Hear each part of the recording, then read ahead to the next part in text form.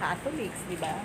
Parang they say so many negative things, di ba? Parang sinasabi nila, the church, there's no freedom, and that's not true.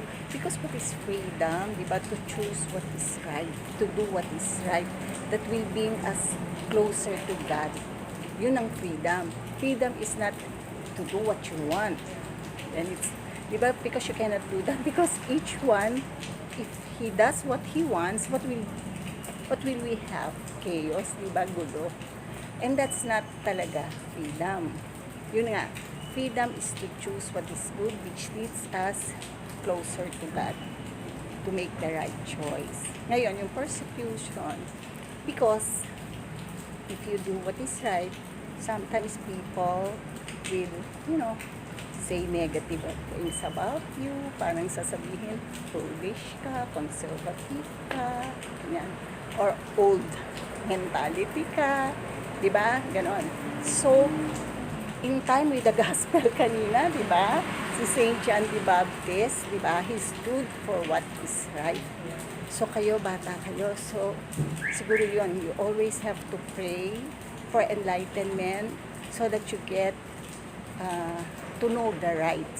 You do what is right, even if, it's going to be difficult. What's your second question? So that in my case, yun lang yung right now na ikaw, yun na. Same thing. Oo. So in that way, parang sa akin, that's a persecution na hindi naman because of that. Unlike before, di ba, yung persecution talagang it leads to their death, di ba? Pero ngayon hindi. Pero, di ba, because of that, parang you encounter difficulties there. The more that people may hate you, parang nowadays. Ito po. How did the persecution strengthen the faith or the Christians? Okay, are you referring to the first Christians or even now? Now. Now, okay. How did it strengthen?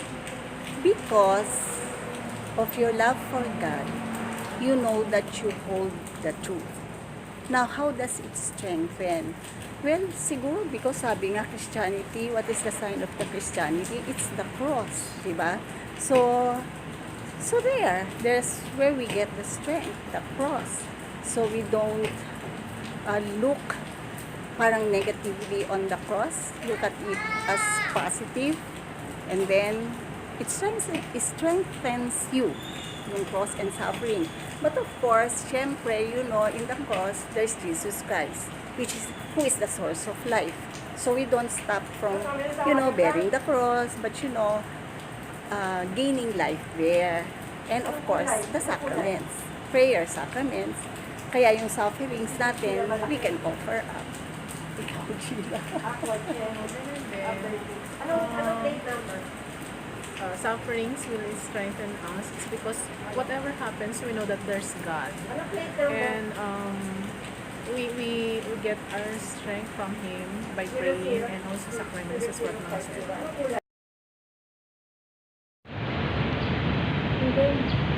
Good day everyone, so we're here to talk about the church. So what is church? Church came from the Greek word ekklesia, which was used to identify the believers of Jesus Christ, and it was literally mean the congregation, assembly, or the meeting.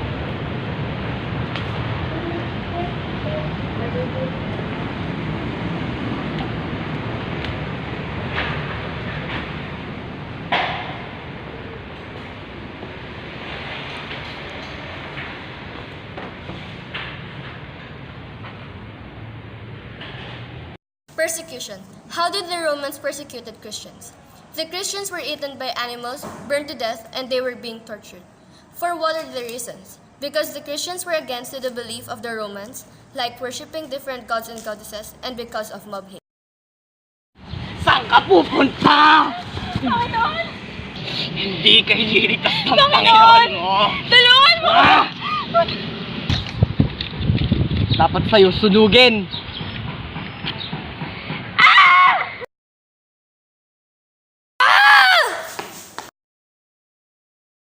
Do Christians still suffer from persecution now? The Great Persecution ended many years ago, but they still suffer because they still remember how the early Christians persecuted. And because of the conflicts and differences of belief with two or more different religions like Islam and Christians are scared because of what will happen to them. And from the news, where some of the terrorists of the other religion persecute Christians, mostly the priests.